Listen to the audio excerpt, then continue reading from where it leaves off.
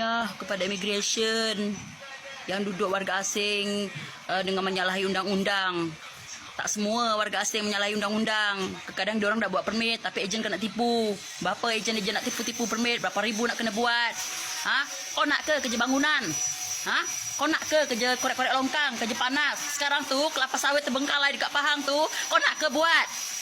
Tahniah kepada immigration lah, inilah itulah. Jangan-jangan kau pula bercinta dengan Bangla. Orang sini tak ada warga asing nak jadi apa? Semua longkang-longkang terbengkalai, kelapa sawit terbengkalai. Nak ke kerja panas? Ngada-ngada, tahniah lah, apalah. Saya kan ada tengok satu video ni. Saya pun nak gelak dengan orang tu pun malu. Kan? Dia tak puas hati lah bila orang puji immigration buat kerja. Dia tak puas hati. Dia kata apa, kerja korek longkang lah, kelapa sawit lah.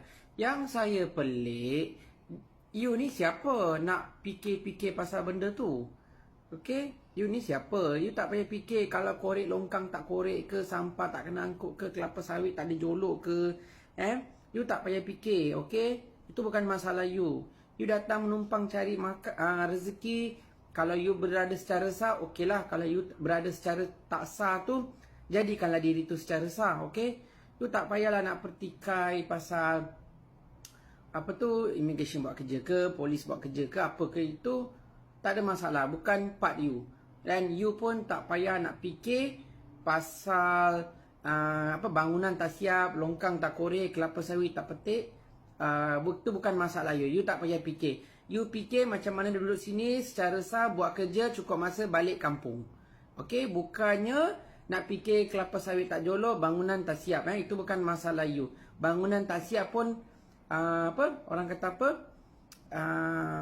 You tak payah fikir. Tak ada keuntungan pun dekat you. Itu biar orang Malaysia, kerajaan Malaysia fikir macam mana nak settlekan. Okey?